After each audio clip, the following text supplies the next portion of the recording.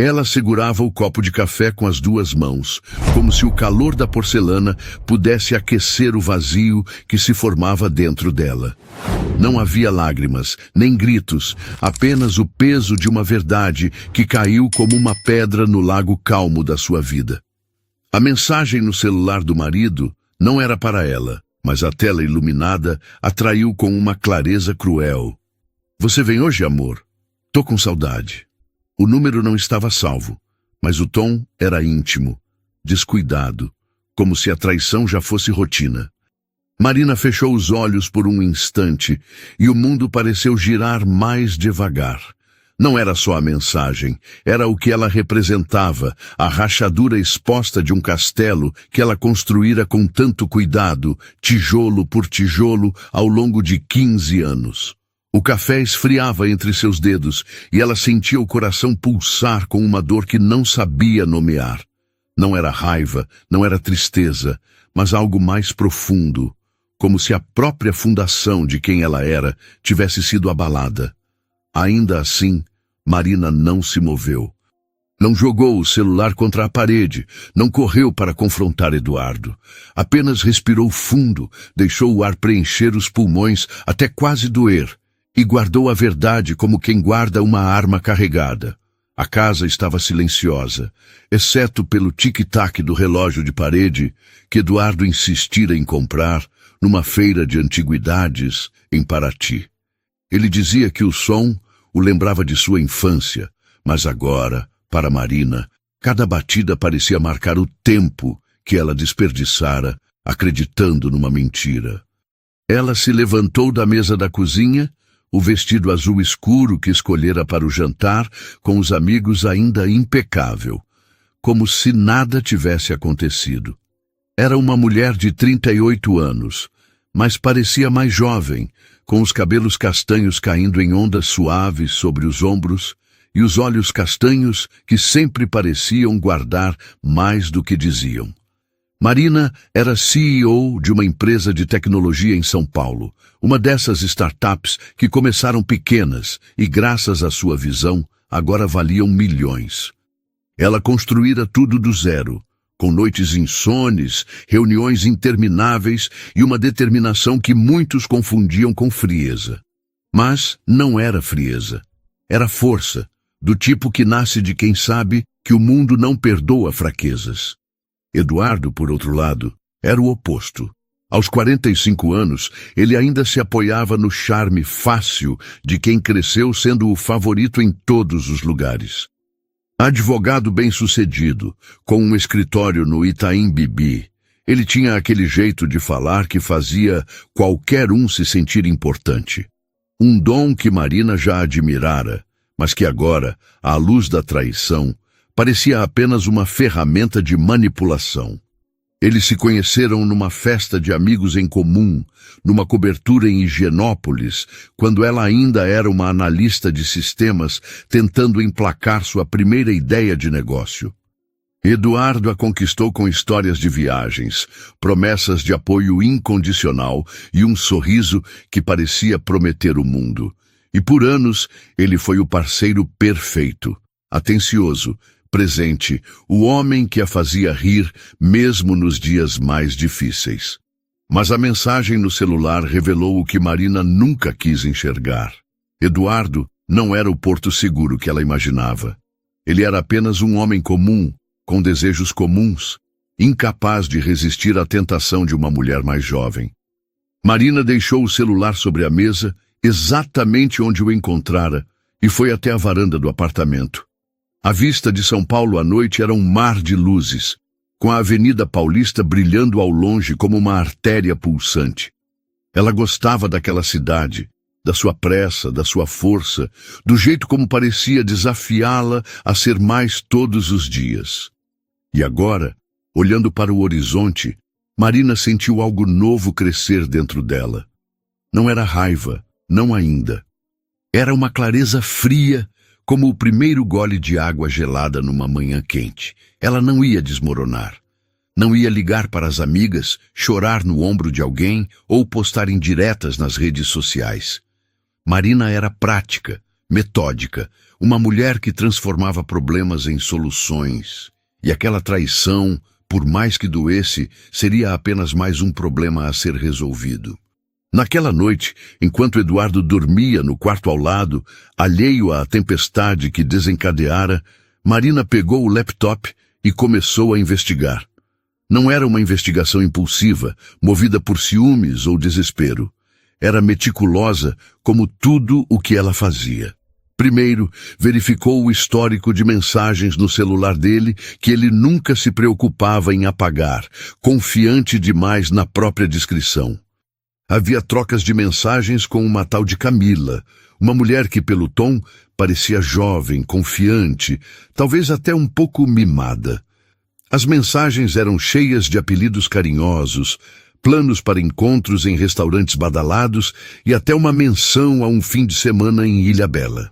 Marina leu tudo com a mesma calma com que revisava relatórios financeiros, anotando datas, horários, locais. Depois, acessou os extratos do cartão de crédito de Eduardo. Ele nunca mudara a senha do aplicativo bancário e ela sabia exatamente onde procurar. Jantares caros, presentes, uma reserva num hotel boutique em Campos do Jordão.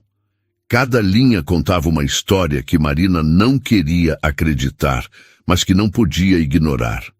No dia seguinte, Eduardo saiu cedo para o escritório, como sempre, com um beijo rápido na testa de Marina e uma promessa de voltar para o jantar. Ela sorriu, como se nada tivesse mudado, mas assim que a porta se fechou, ela começou a trabalhar. Ligou para um amigo de confiança, um advogado especializado em tecnologia, e pediu informações sobre como rastrear um número de celular sem levantar suspeitas. Não era difícil, não para alguém com os recursos dela. Em poucas horas, ela descobriu que Camila era Camila Torres, 26 anos, uma influenciadora digital com milhares de seguidores no Instagram, conhecida por postar fotos em praias paradisíacas e eventos de luxo. Marina passou horas analisando o perfil de Camila, cada foto, cada legenda, cada detalhe. Não havia ódio em seus olhos, apenas uma curiosidade fria, como se estivesse estudando um adversário antes de uma negociação importante. O que veio depois foi um plano. Não um plano movido por vingança cega, mas por uma necessidade de justiça, de equilíbrio. Marina sabia que confrontar Eduardo diretamente seria inútil. Ele negaria, mentiria, talvez até tentasse manipulá-la com promessas de mudança. E ela não queria isso. Queria algo maior, algo que mostrasse a ele e a si mesma que ela era mais forte do que as mentiras dele. Então, ela começou a mexer as peças. Primeiro, descobriu que Camila trabalhava como freelancer, criando conteúdo para marcas de moda e beleza. Marina, com sua rede de contatos, fez uma ligação para uma agência parceira da sua empresa e sugeriu a contratação de Camila para um projeto temporário. A jovem, ansiosa por uma oportunidade, aceitou imediatamente, sem saber que a empresa por trás do projeto pertencia à mulher que seu amante traíra. Enquanto isso, Marina observava Eduardo com uma atenção que ele nunca percebera. Notava os pequenos sinais, o jeito como ele checava o celular com mais frequência, as desculpas para sair mais cedo do escritório, a falta de interesse nas conversas que antes os uniam. Cada detalhe era uma faca, mas Marina não deixava a dor tomar conta. Ela canalizava tudo para o plano, para a estratégia. E aos poucos começou a sentir algo novo, uma leveza, como se, ao assumir o controle da situação, estivesse recuperando o controle de si mesma. Semanas se passaram, e o plano de Marina começou a tomar forma. Ela convidou Eduardo para um jantar de gala, um evento beneficente organizado pela sua empresa, onde ela seria homenageada como uma das mulheres mais influentes do setor de tecnologia. Ele aceitou, claro, sempre encantado com a chance de exibir seu charme em eventos de alto nível. O que ele não sabia era que Camila também estaria lá, contratada para cobrir o evento como influenciadora. Marina planejara tudo com precisão. a mesa onde eles sentariam, as pessoas que estariam ao redor, até o momento exato em que a verdade viria à tona. Não haveria gritos, nem escândalos. Apenas a verdade, exposta com a elegância de quem sabe que o silêncio pode ser mais devastador do que qualquer palavra. A noite do evento beneficente chegou como uma tempestade anunciada, mas que ninguém, exceto Marina, podia prever. O salão do hotel nos Jardins estava iluminado por lustres de cristal que refletiam a luz em prismas delicados, criando uma atmosfera de sofisticação que São Paulo sabia entregar tão bem. Mesas redondas cobertas com toalhas brancas impecáveis, arranjos de orquídeas brancas e taças de vinho que tilintavam em brindes discretos preenchiam o ambiente. Marina, vestida com um vestido longo de seda preta que abraçava suas curvas com elegância austera, movia-se pelo salão com a graça de quem nasceu para liderar. Seu sorriso era caloroso, mas seus olhos carregavam uma intensidade que poucos percebiam, como se ela estivesse vendo, além das conversas superficiais, além das risadas ensaiadas, diretamente para o coração do que estava por vir.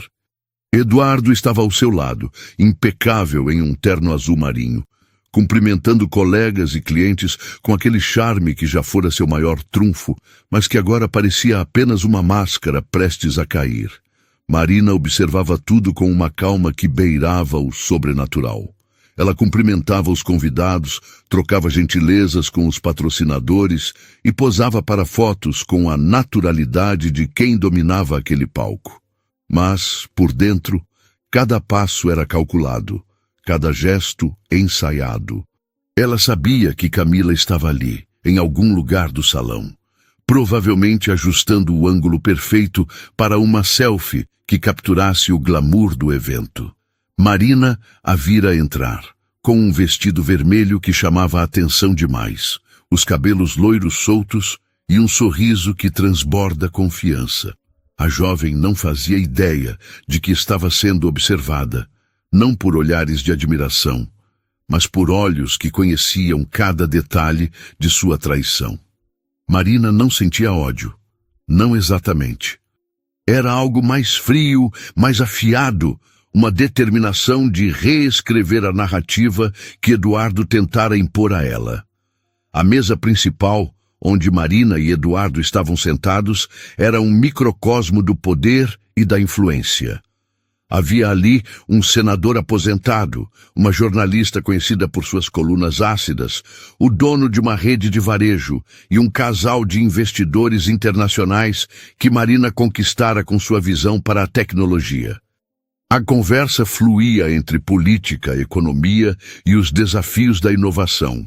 Mas Marina parecia estar em outro plano, ouvindo apenas o suficiente para manter as aparências. Eduardo, por sua vez, estava à vontade, contando anedotas e fazendo todos rirem com histórias de suas negociações no tribunal.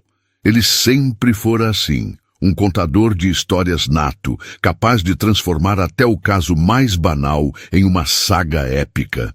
Mas Marina sabia que naquela noite a história que importava seria contada por ela. Enquanto o jantar era servido, filé mignon com risoto de parmesão e um molho que cheirava a alecrim, Marina percebeu o momento em que Camila se aproximou da mesa.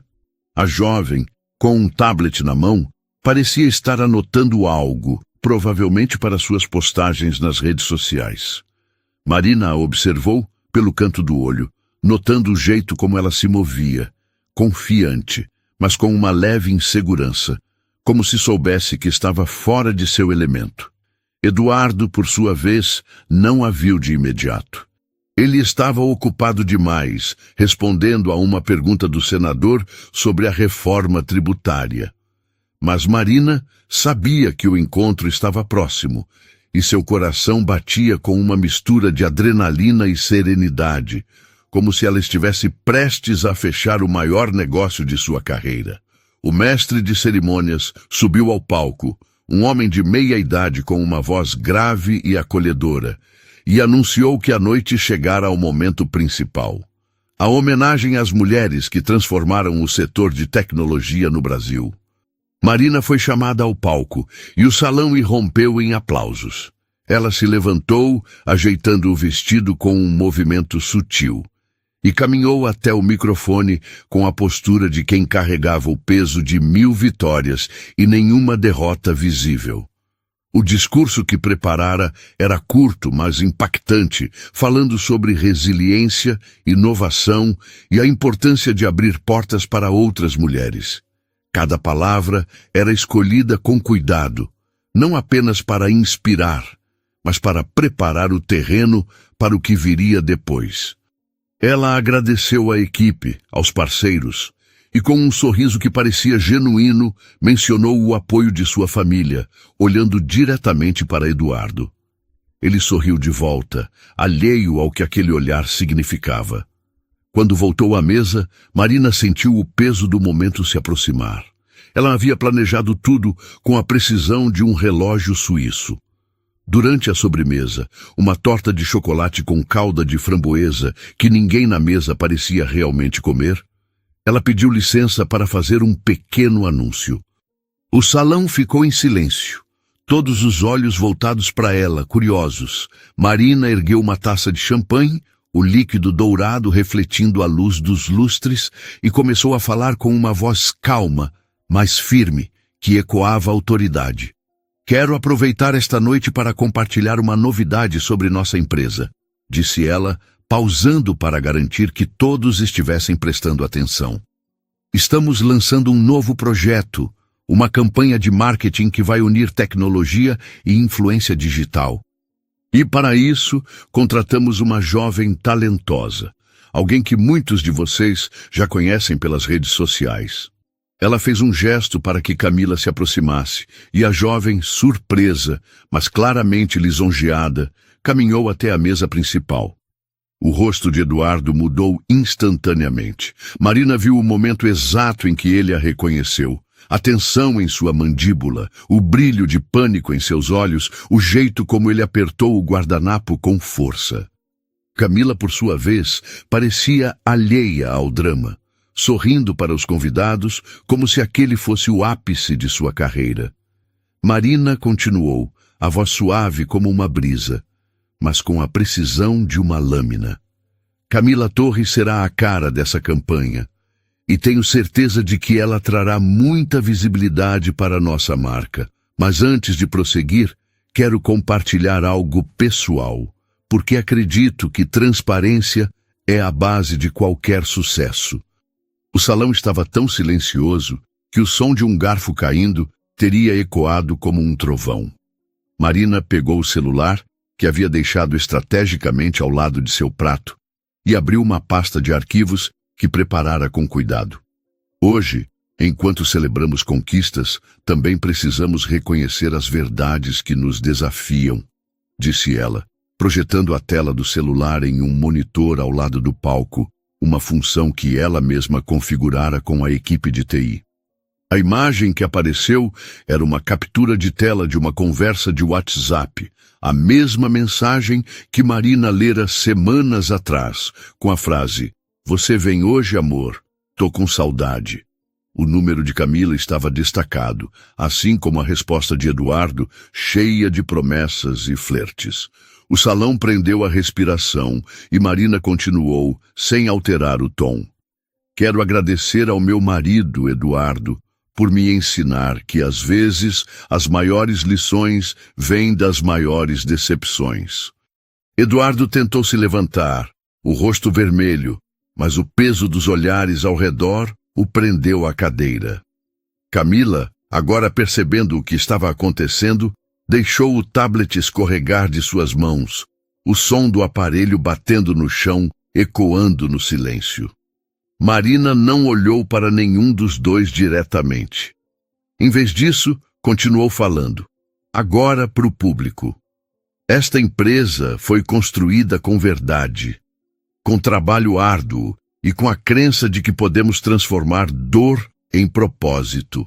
Hoje anuncio que estarei assumindo um novo desafio, liderando nossa expansão internacional e deixarei claro que não carrego comigo nada que não seja verdadeiro.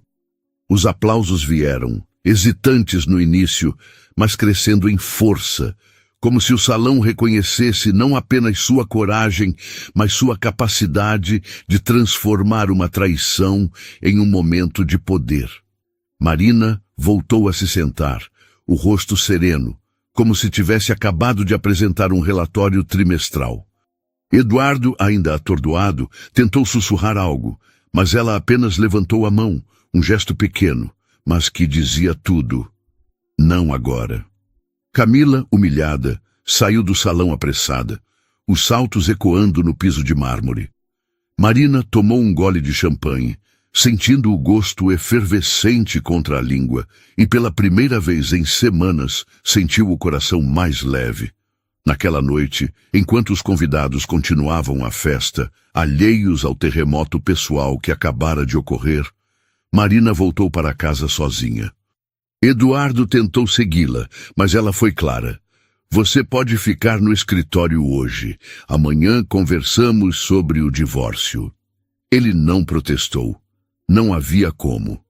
Marina trancou a porta do apartamento, tirou os sapatos de salto e caminhou descalça até a varanda, onde a cidade ainda brilhava com suas luzes incansáveis.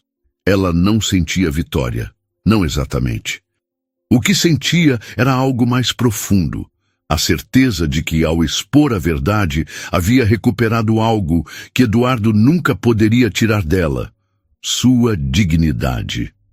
Nos dias que se seguiram, Marina mergulhou no trabalho com uma energia renovada. A campanha com Camila foi cancelada e a jovem, envergonhada, desapareceu das redes sociais por semanas. Eduardo tentou se explicar, enviando mensagens longas e cheias de justificativas, mas Marina não respondeu. Ela contratou um advogado, um dos melhores de São Paulo, e começou o processo de divórcio com a mesma eficiência com que liderava sua empresa. Não havia espaço para arrependimentos ou segundas chances. Ela sabia que merecia mais, não apenas de um parceiro, mas de si mesma. Enquanto organizava os papéis do divórcio, Marina começou a planejar sua próxima etapa. A expansão internacional da empresa era mais do que uma promessa de campanha. Era uma chance de recomeçar, de explorar novos horizontes. Ela passou noites revisando propostas, conversando com investidores em Londres e Nova York, e pela primeira vez em anos sentiu-se verdadeiramente livre. Não era a liberdade de estar solteira, mas a liberdade de não carregar o peso das mentiras de outra pessoa.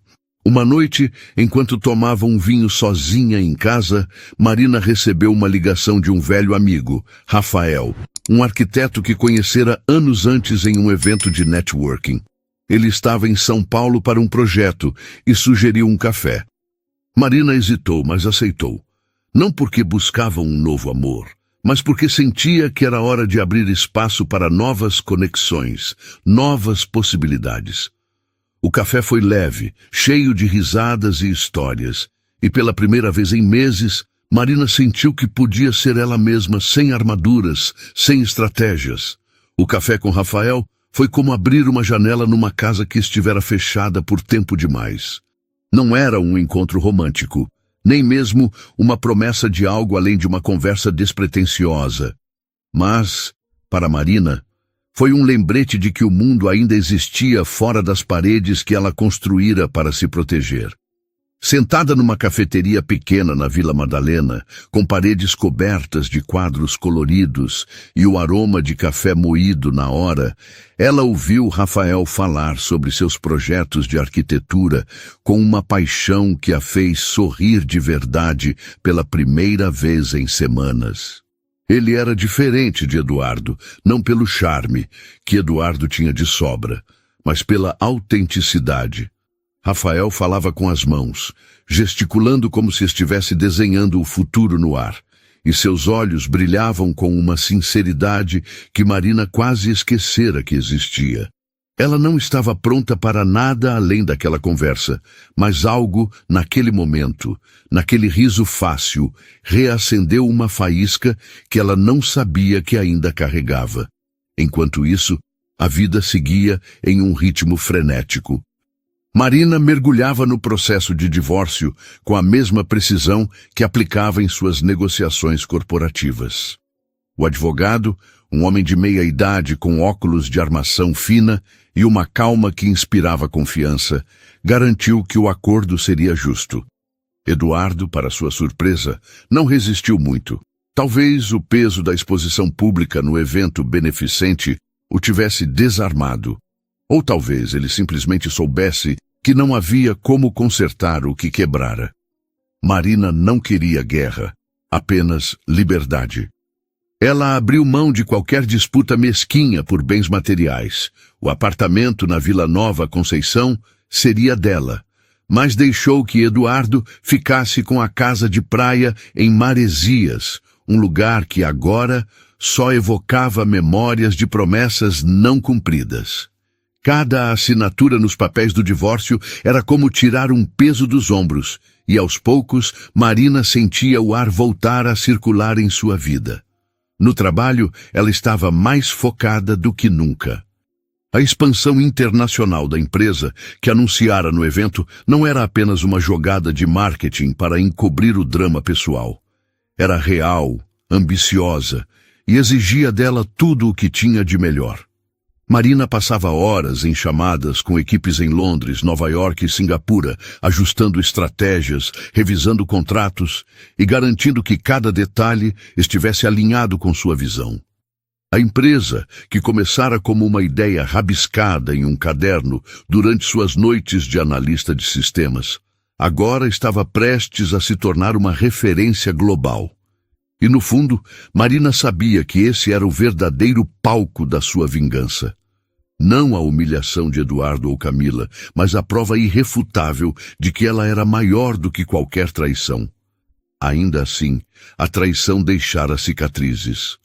Nas noites mais silenciosas, quando o apartamento parecia grande demais para uma pessoa só, Marina se pegava revisitando memórias que preferia esquecer.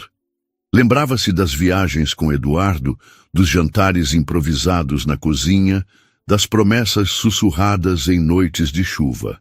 Não era saudade, exatamente, mas uma espécie de luto pelo que poderia ter sido. Ela não chorava. Marina nunca fora de chorar, mas às vezes sentia um vazio que não explicava.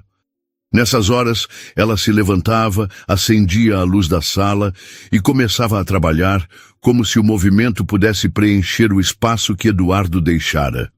E, de certa forma, funcionava. Cada e-mail enviado, cada plano traçado, cada meta alcançada era uma afirmação de que ela não precisava dele para ser inteira.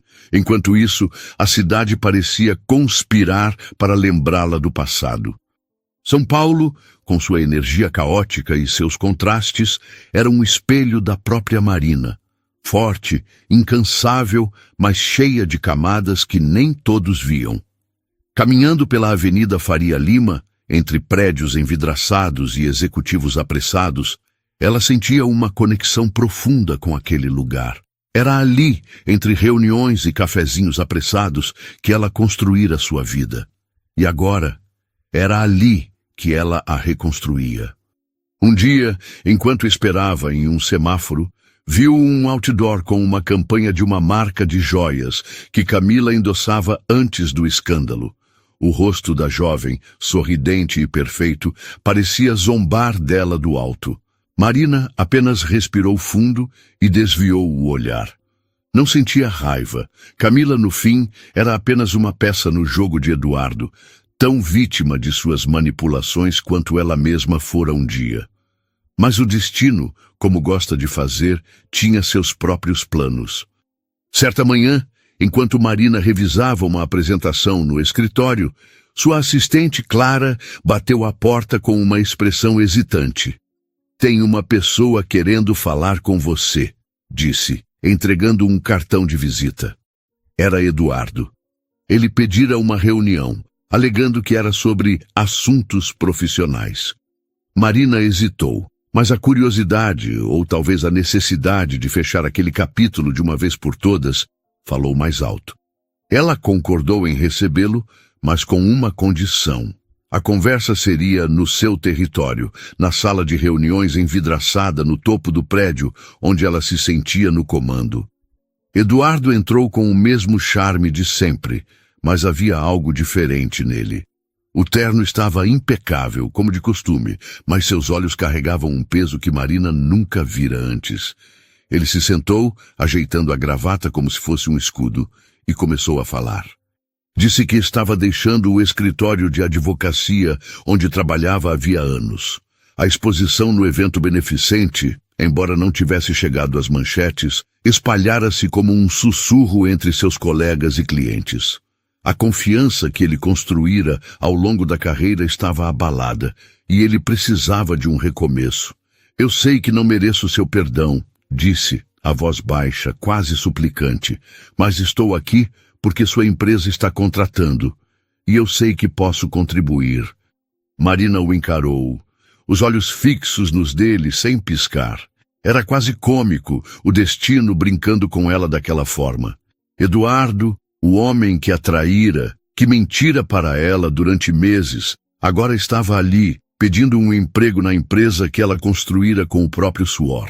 Por um momento ela imaginou dizer não, mandá-lo embora com a mesma frieza com que ele a tratara. Mas então, algo dentro dela mudou. Não era piedade nem fraqueza, era poder.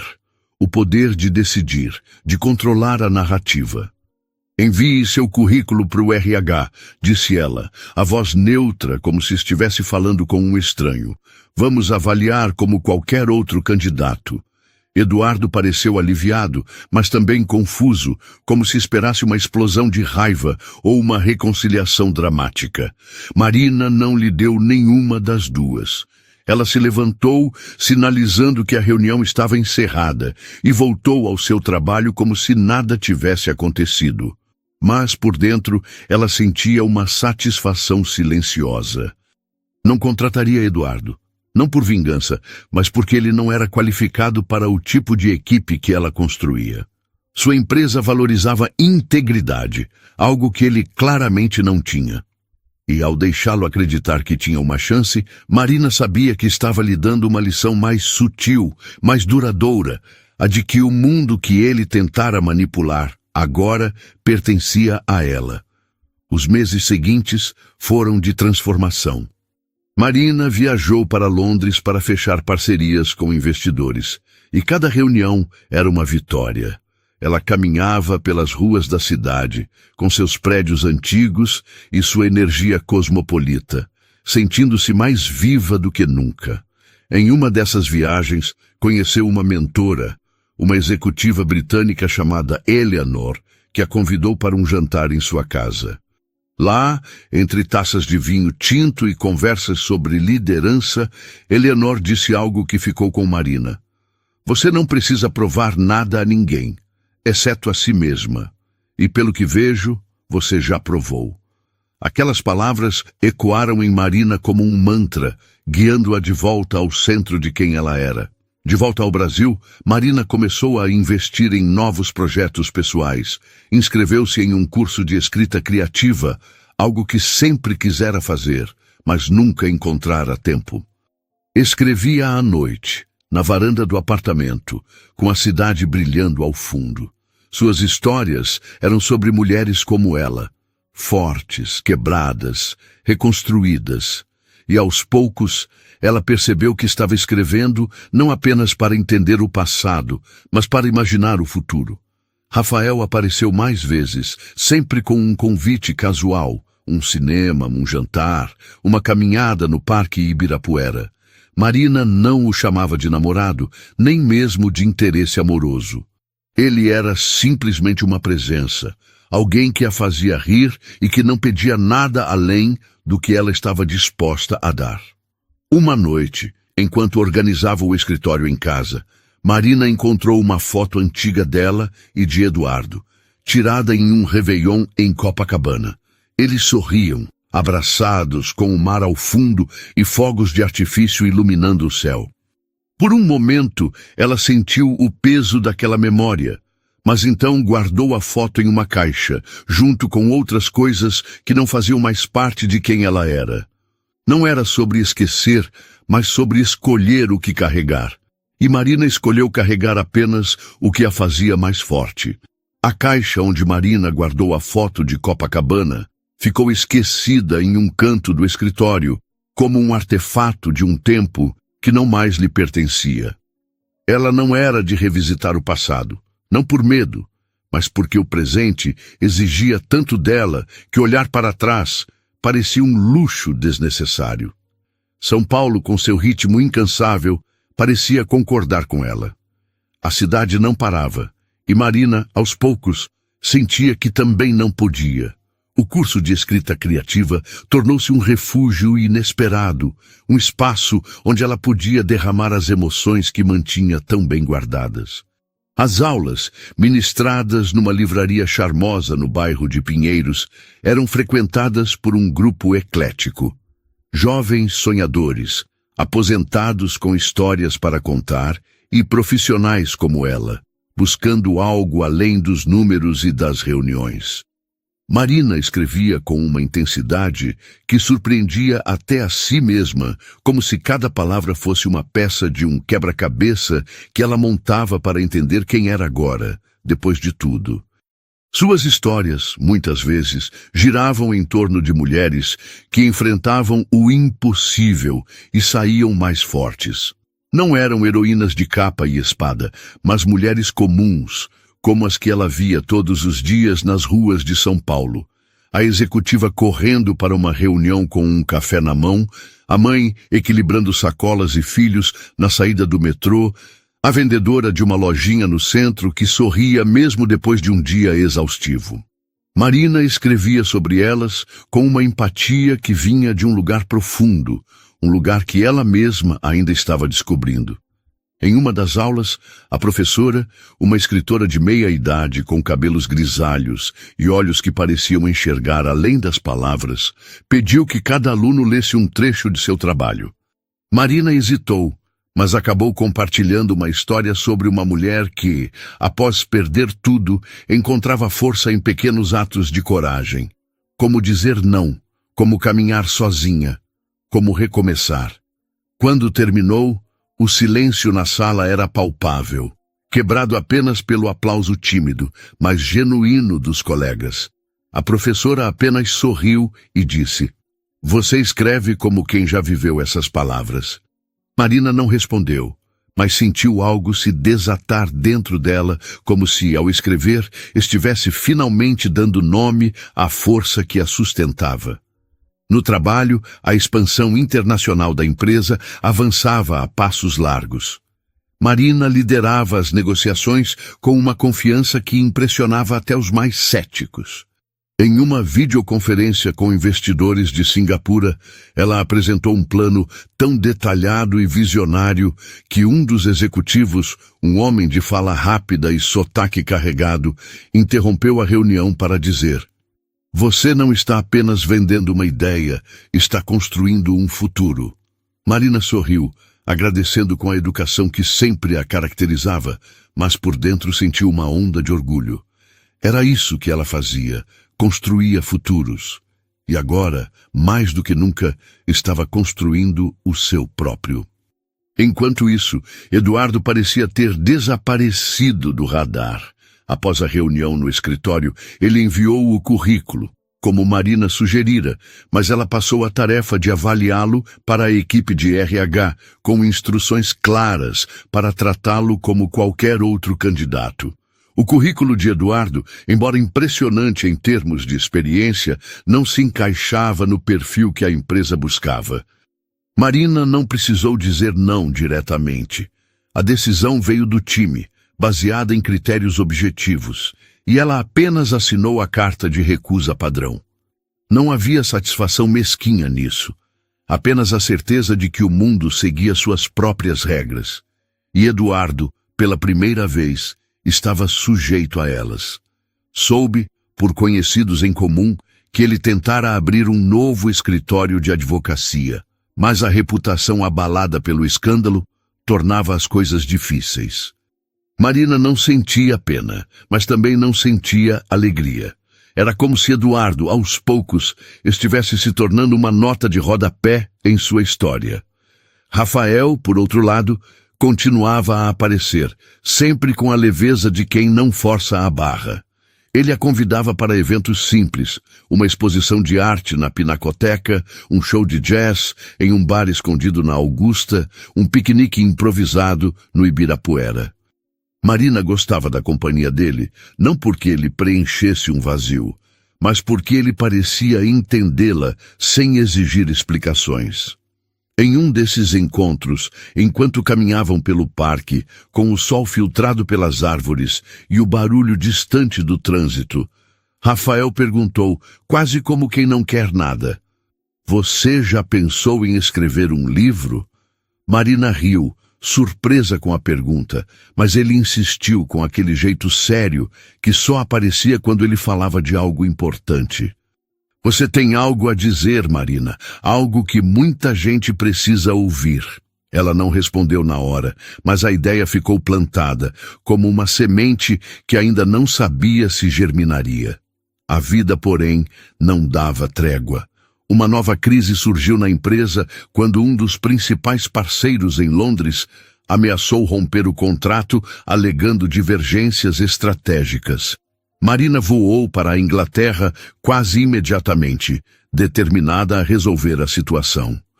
As reuniões foram longas, tensas, cheias de jargões corporativos e egos inflados, mas Marina navegava por elas com a mesma habilidade que usara para desmascarar Eduardo.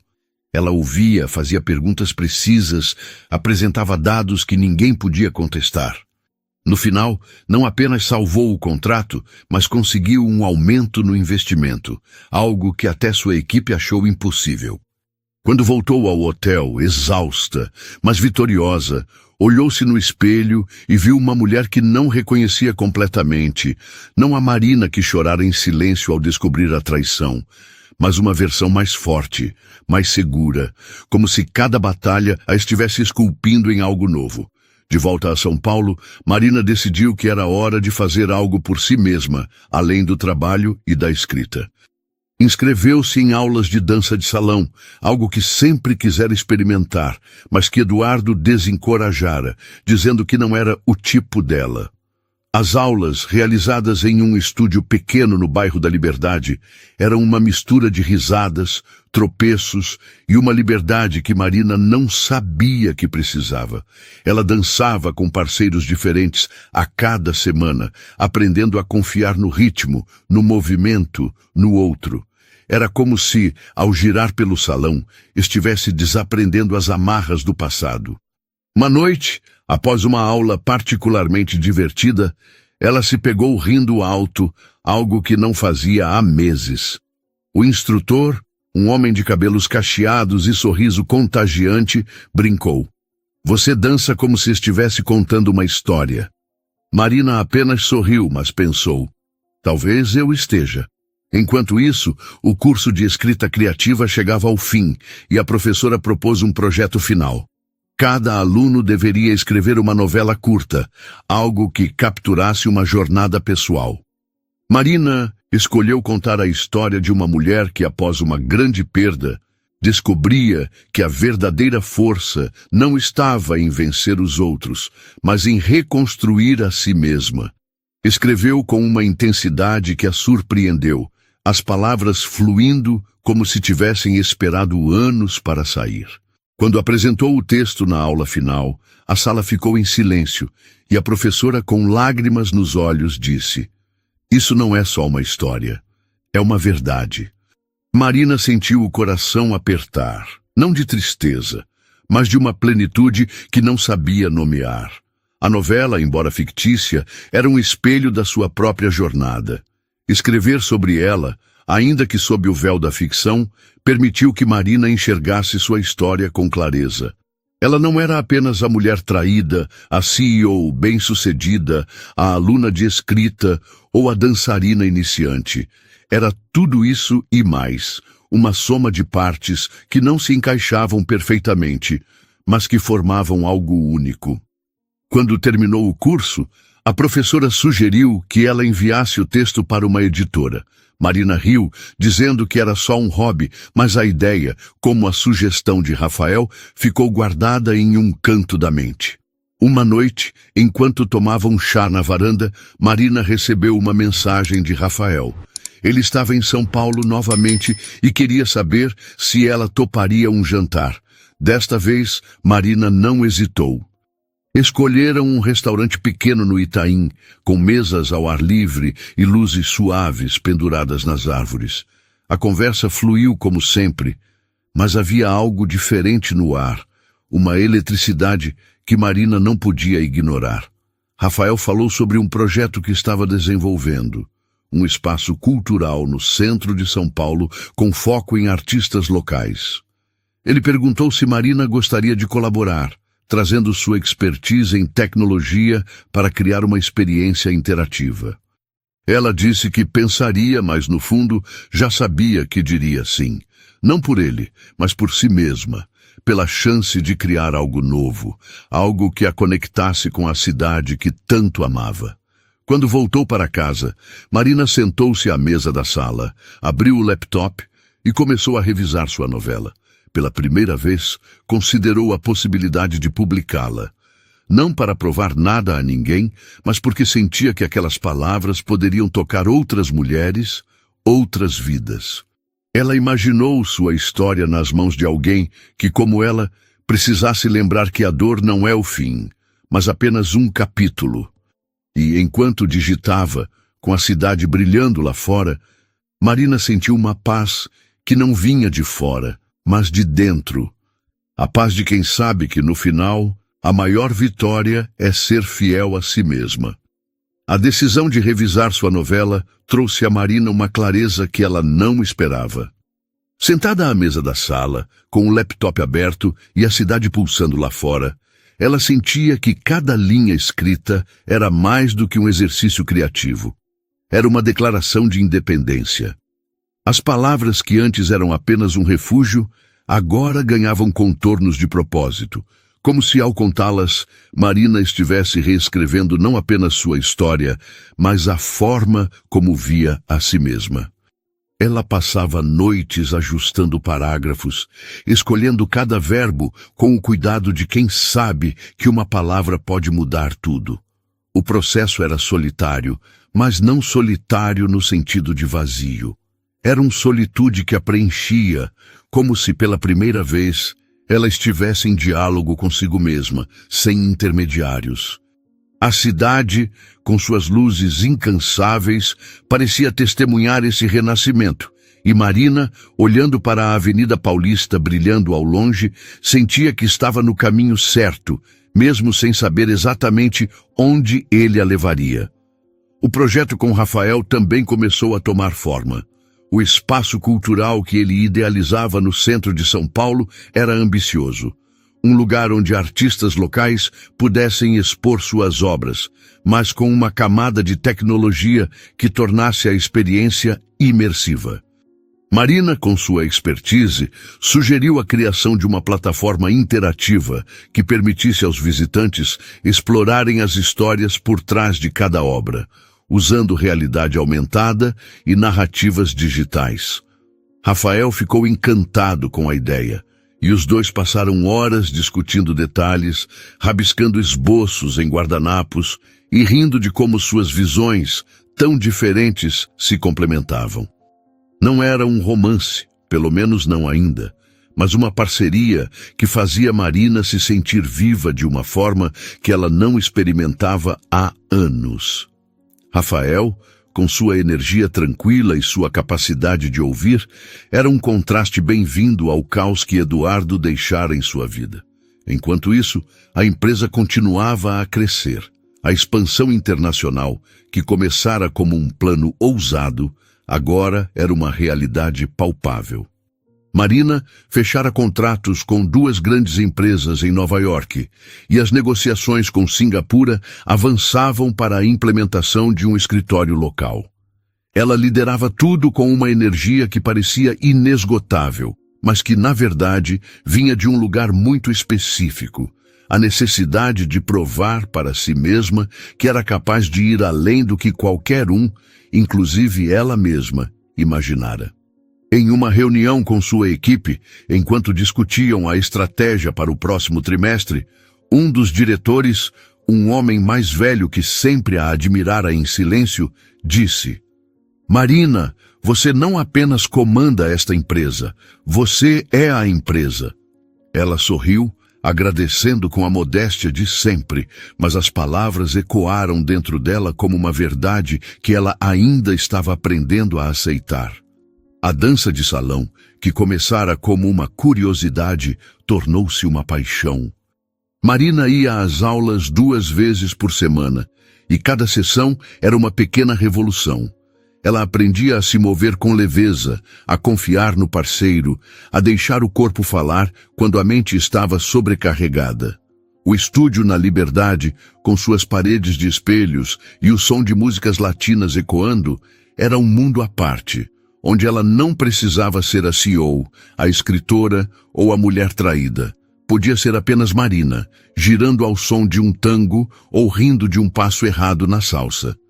O instrutor, Tiago, notava seu progresso e, com seu jeito brincalhão, dizia: "Você dança como se estivesse escrevendo uma carta de amor para si mesma." Marina ria, mas no fundo sentia que ele estava certo. Cada passo era uma afirmação de sua própria existência, de sua capacidade de encontrar alegria, mesmo depois de tudo. Uma noite, após uma aula particularmente intensa, Marina decidiu caminhar até em casa, apesar da distância. Era uma noite quente, típica do verão paulistano, e as ruas da Liberdade estavam cheias de vida, casais passeando, grupos de amigos rindo alto, o cheiro de yakisoba vindo de um restaurante próximo. Ela caminhava devagar, absorvendo os sons e as cores, sentindo-se parte de algo maior. Foi quando recebeu uma mensagem inesperada. Era de Camila, a jovem que meses antes fora o pivô do maior terremoto de sua vida. A mensagem era curta, quase tímida. "Marina, não sei se você vai querer ler isso, mas preciso te pedir desculpas. Eu não sabia de tudo. Me perdoa." Marina parou no meio da calçada, o celular iluminando seu rosto na penumbra. Por um momento, considerou ignorar a mensagem, deixar que o passado ficasse onde estava. Mas então, algo a fez responder. "Você não me deve nada, Camila. Cuide de si mesma."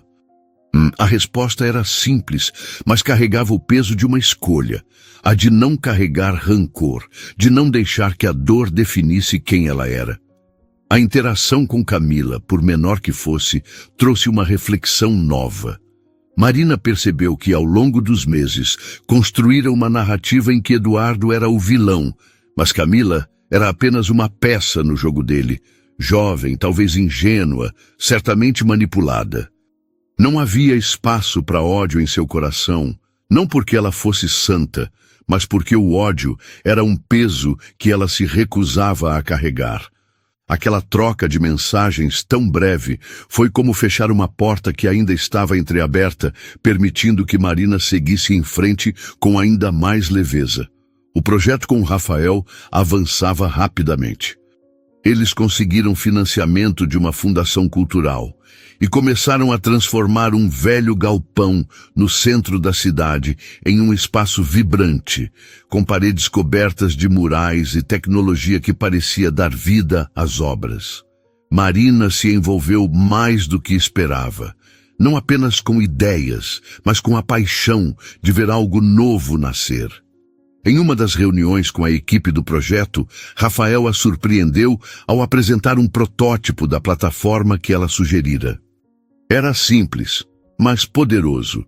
Uma tela interativa que contava a história de cada artista com vídeos, áudios e animações que tornavam a experiência quase mágica. Quando a equipe aplaudiu, Rafael olhou para Marina e disse com um sorriso: "Isso aqui é mais seu do que meu." Ela riu. negando, mas sentiu uma onda de gratidão por estar ali, construindo algo que não era apenas um trabalho, mas uma extensão de quem ela estava se tornando. Enquanto isso, a novela que Marina escrevera começou a ganhar vida própria. Após meses de hesitação, ela cedeu à insistência da professora do curso de escrita e enviou o manuscrito para uma editora pequena, mas respeitada, especializada em ficção contemporânea. A resposta veio semanas depois, em um e-mail que Marina abriu com as mãos trêmulas. A editora queria publicá-lo. Não apenas isso. Eles queriam que ela participasse de um evento literário em São Paulo, onde novos autores apresentariam seus trabalhos. Marina ficou atordoada. Escrever era seu espaço privado, sua terapia, não algo que ela imaginava compartilhar com o mundo. Mas, ao mesmo tempo, a ideia de que suas palavras pudessem tocar outras pessoas, especialmente mulheres que enfrentavam suas próprias batalhas, era irresistível. O evento literário foi marcado para um sábado à noite, em uma livraria nos Jardins, um espaço elegante com estantes de madeira escura e luzes suaves. Marina escolheu um vestido azul escuro, simples, mas que a fazia se sentir poderosa, e levou consigo o peso de uma ansiedade que não admitia para ninguém. Quando chegou ao local, viu Rafael na plateia, sentado ao lado de alguns amigos do curso de escrita. Ele sorriu, levantando a mão em um aceno discreto, e Marina sentiu o coração se aquecer. A leitura foi um sucesso. Sua voz, firme, mas carregada de emoção, prendeu a atenção de todos. Quando terminou, os aplausos foram calorosos, e uma mulher na plateia, com lágrimas nos olhos, pediu para abraçá-la. Sua história é a minha história, disse ela, a voz embargada. Marina, que sempre controlava tão bem suas emoções, sentiu os olhos marejarem, mas sorriu e agradeceu. Naquela noite, enquanto voltava para casa com Rafael, que insistira em acompanhá-la, Marina sentiu que algo havia mudado. Não era apenas a publicação do livro, nem o sucesso do evento. Era a sensação de que finalmente ela estava vivendo para si mesma. Rafael, percebendo seu silêncio, perguntou: "Você está bem?" Ela olhou para ele, os olhos brilhando sob as luzes da rua, e disse: "Tô mais do que bem. Tô viva." Ele sorriu, e por um momento, Marina pensou em segurar sua mão, mas decidiu que ainda não era a hora. Havia tempo. Pela primeira vez, ela sabia que havia tempo. A noite em que Marina disse a Rafael que estava viva não foi apenas uma frase jogada ao vento, mas um marco, uma linha invisível que separava quem ela fora de quem ela se tornara. As ruas dos Jardins, banhadas pela luz quente do verão paulistano, pareciam pulsar em sintonia com ela, como se a cidade, com sua energia incansável, celebrasse sua transformação. Caminhando ao lado de Rafael, Marina sentia o ar tocar sua pele como um convite para continuar, para não parar.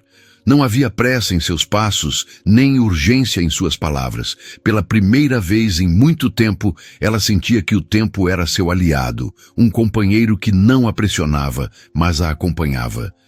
O evento literário, a leitura de sua novela, os aplausos, o abraço daquela mulher desconhecida que viu sua própria história refletida nas palavras de Marina, tudo isso era mais do que um momento de validação.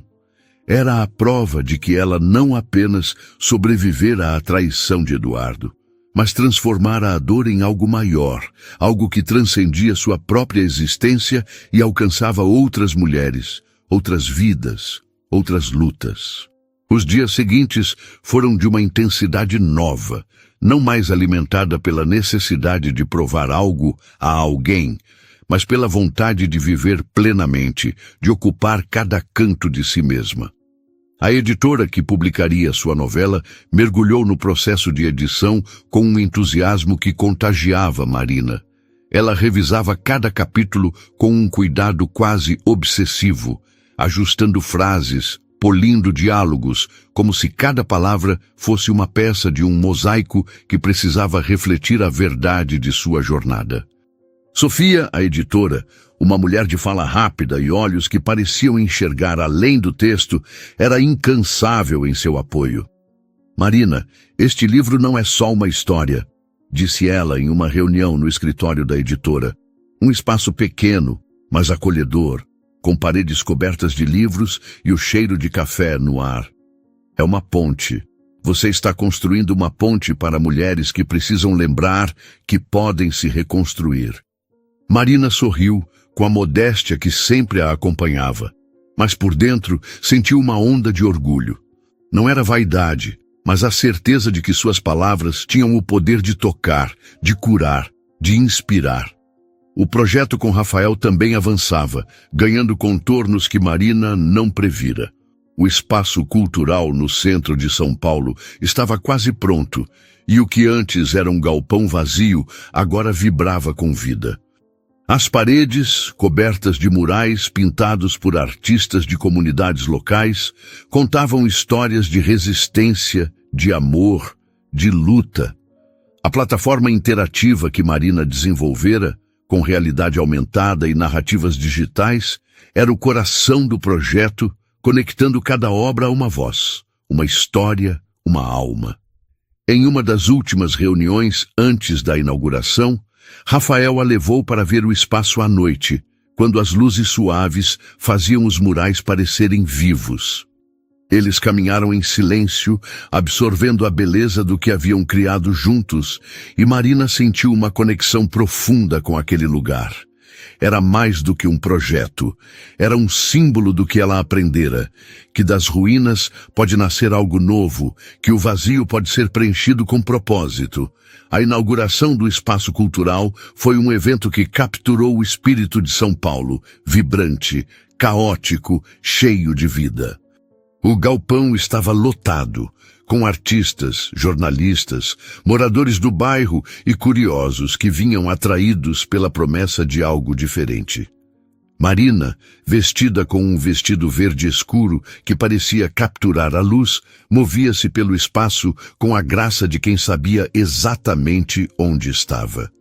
Rafael, ao seu lado, apresentava os artistas com um entusiasmo que fazia todos sorrirem.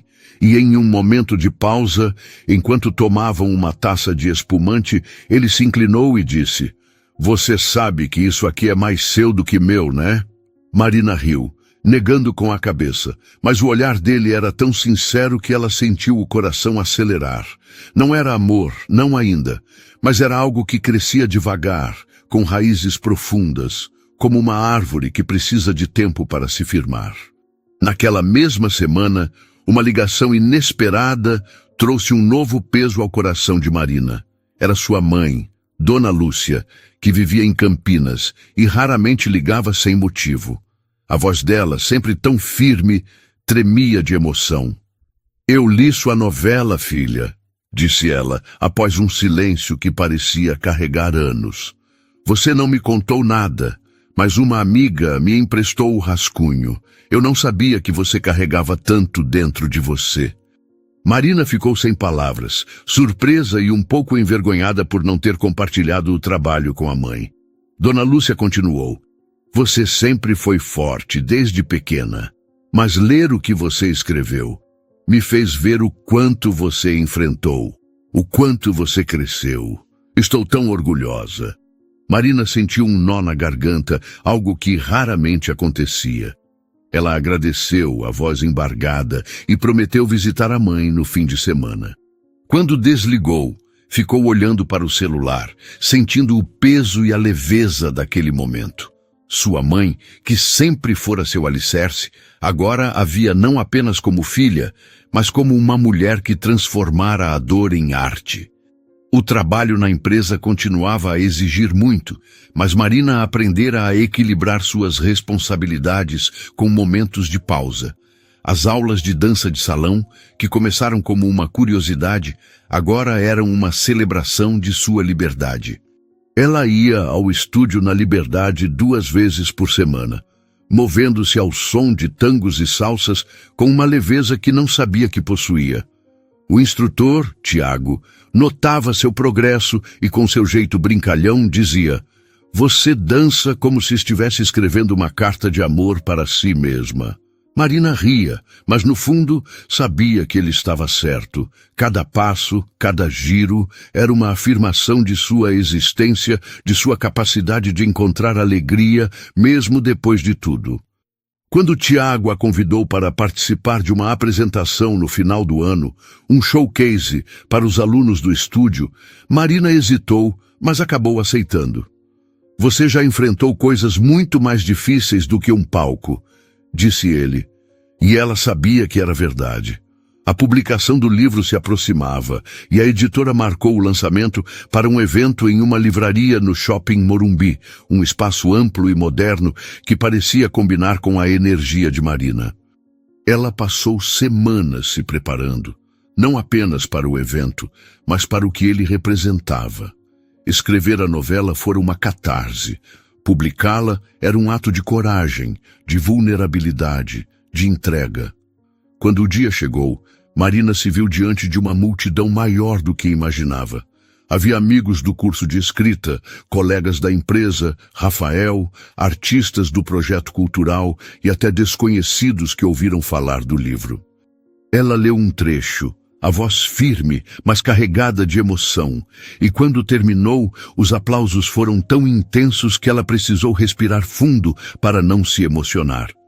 Após a leitura, assinou cópias, conversou com leitores e ouviu histórias de mulheres que se viam em suas palavras. Uma delas, uma jovem de uns 25 anos, disse, com lágrimas nos olhos: "Seu livro me fez acreditar que eu posso superar qualquer coisa. Obrigada por isso." Marina sorriu, mas por dentro sentiu que, naquele momento, todo o caminho, a dor, a traição, a reconstrução, valera a pena. Depois do evento, Rafael a convidou para um café tardio em uma padaria próxima, um hábito tão paulistano que Marina não pôde recusar. Sentados em uma mesa ao lado da janela, com o cheiro de pão quente no ar, eles conversaram sobre o futuro, o livro, o projeto cultural, a vida. Rafael, com sua sinceridade, que sempre a desarmava, disse: "Você é uma das pessoas mais incríveis que já conheci, Marina. Não por causa do seu sucesso, mas por quem você é quando ninguém está olhando." Ela olhou para ele, surpresa com a intensidade das palavras, e pela primeira vez não desviou o olhar. "Você também não é tão mal, sabe?" respondeu com um sorriso que dizia mais do que as palavras. Naquela noite, quando ele a acompanhou até a porta do prédio, Marina segurou sua mão por um instante, um gesto pequeno, mas que parecia carregar o peso de um novo começo. Os meses seguintes foram de consolidação. O livro de Marina tornou-se um fenômeno silencioso, não apenas em São Paulo, mas em outras cidades do Brasil. Ela recebeu convites para palestras, entrevistas e até um festival literário no Rio de Janeiro, onde falou para uma plateia de mulheres que, como ela, buscavam sentido na dor. A empresa continuou crescendo, com o escritório em Singapura finalmente inaugurado. E Marina liderava tudo com uma confiança que não era mais sobre provar algo, mas sobre viver sua verdade. A dança permaneceu parte de sua vida, e ela se apresentou no showcase do estúdio, rindo de seus próprios erros, mas sentindo uma alegria que não dependia da perfeição. Rafael tornou-se uma presença constante, não como uma necessidade, mas como uma escolha. Eles não rotulavam o que tinham, mas Marina sabia que com ele podia ser ela mesma, sem máscaras, sem estratégias. Mas o verdadeiro fechamento veio de forma inesperada. Um dia, enquanto organizava papéis no escritório, Marina encontrou uma carta antiga, escrita por ela mesma anos antes, durante os primeiros meses de seu casamento com Eduardo. Era uma lista de sonhos: viajar pelo mundo, abrir sua própria empresa, escrever um livro, aprender a dançar. Ela leu cada item com um sorriso agridoce, percebendo que, sem saber, realizara quase todos eles, não por causa de Eduardo, mas apesar dele. A carta era um lembrete de quem ela sempre fora. Uma mulher com sonhos grandes, com uma força que nem ela mesma conhecia na época. Ela guardou a carta não na caixa do passado, mas em uma gaveta onde guardava coisas importantes, coisas que ainda faziam parte de quem ela era. Naquela noite, Marina voltou à varanda do apartamento, olhando para a cidade que nunca dormia. São Paulo, com suas luzes e seus contrastes, era mais do que um cenário. Era uma testemunha de sua jornada.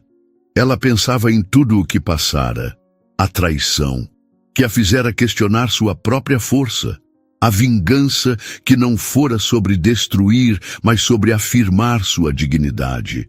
O renascimento, que a levara a escrever, dançar, liderar, amar. Cada passo a conduzir até ali, até aquela mulher que agora olhava para o horizonte com a certeza de que não precisava de ninguém para ser inteira. A verdadeira vitória não estava em derrotar Eduardo ou Camila, mas em construir uma vida que a fazia sentir-se viva, completa, livre. E então, com a cidade brilhando como um mar de possibilidades, Marina fechou os olhos e deixou que uma verdade simples a envolvesse. Algumas tempestades não vêm para destruir você. Vêm para limpar o caminho. O que você achou da história? Deixe nos comentários sua nota de 0 a 10. Se inscreva para receber nossas histórias em primeira mão. Até o próximo vídeo.